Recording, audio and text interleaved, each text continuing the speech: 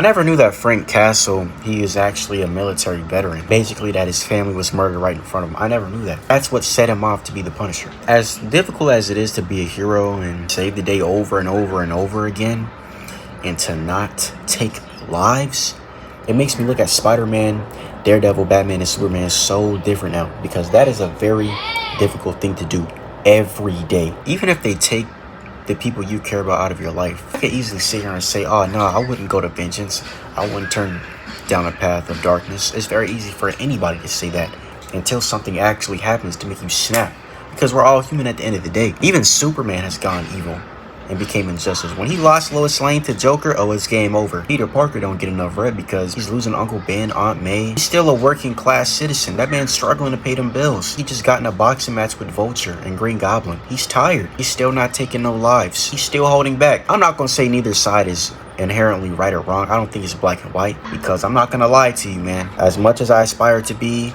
like my favorite heroes, I don't think I'd do any different in Frank Castle's position if somebody took my loved ones away from me in front of me. And then they killed his family in front of him just to make him suffer. They purposely left him alive just to make him suffer.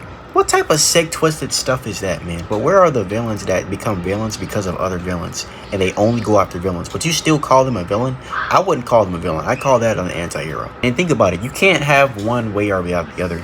You can't have villains without heroes. You can't have heroes without villains. You can't have either without anti-heroes. It's always going to come back full circle. You literally have a city where Spider-Man, Punisher, and Daredevil live together. Something's going to go down. You got a villain, he's just killing people, taking loved ones. Frank Castle, he's ready to cut this man's head off. And you got Spider-Man, who's holding back, just go put him in jail. And you got Matt Murdock in the courtroom. He's going to make sure he's guilty of his crimes. And somehow, bro, still gets out. Punisher will be waiting right by him by the door. One of my favorite types of stories are heroes that become rogue, that become evil. You know, Spider-Man, he's a hero. With great power comes great responsibility. He has a no-kill rule. He holds back. No matter how much he gets beat down, no matter how broken he becomes, he does not cross that line. Same thing with Batman.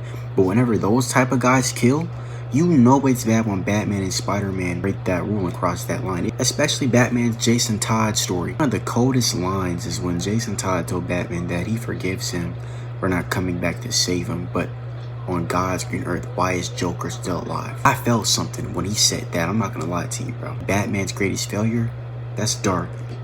But that's what makes it so good, is how dark it is. Just know I would not live in a city where Spider-Man or Batman starts killing. I don't care if I'm innocent and a great law-abiding citizen. As crazy and annoyed Punisher gets with Matt Murdock, I wonder how he would be with Batman in Gotham City. That man would lose his cherry-picking mind. If he witnessed what happened to Jason Todd, he would lose his mind on Batman. He's killing the Joker. You think Superman killing the Joker and then becoming Injustice Superman was bad?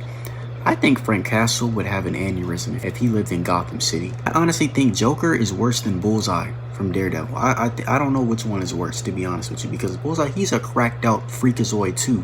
He doesn't have a line either. My favorite type of villains are the villains that are really misunderstood.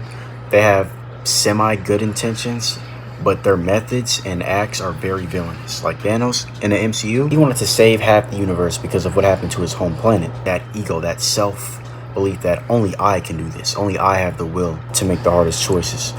And I think when Doom gets introduced in Doomsday, it's going to become another one of my favorite villains, because Doom is also one of those villains where he wants to be the one to save everything, but it's that ego, that pride. Only I can do this. I should be the only one to be the rule. That's a very tyranny way of doing things. Thanos and Doom are very similar, but they have very different philosophies. Like, Thanos is more of a gardener. He's the one that believes all the bad weeds out the garden should be eliminated so the other plants can thrive. And then you fast forward to Endgame, where Cap, Tony, and Thor are stepping to him. The first thing he says is he thought by limiting half of life, the other half would thrive. I love through Infinity War, throughout the movie, they showed us that he doesn't want to do this. He doesn't enjoy this. He feels burdened. When he's in the Soul Stone and Gamora asks him what did it cost, he tells her everything. He completed this goal knowing he would also lose things as well. Doom's philosophy is more of, I'm going to say, like an architect. He wants to build everything perfectly from the ground up, but only him doing it, only under his rule. Doom doesn't see himself as a villain. He believes he is the savior. But technically, you can reconstruct that into the villain who saved us all. That's really what it is. He is a villain with a savior complex. One of the most important things they have to nail with Doom and Doomsday and Secret Wars He needs to be vocally expressing his philosophies and ideologies. I want to hear him spitting nice one-liners like Thanos was. Throughout the movie, we got to see Thanos vocally expressing his ideologies when he was saying the hardest choices require the strongest wills, or that this universe's resources are finite and it needs correction.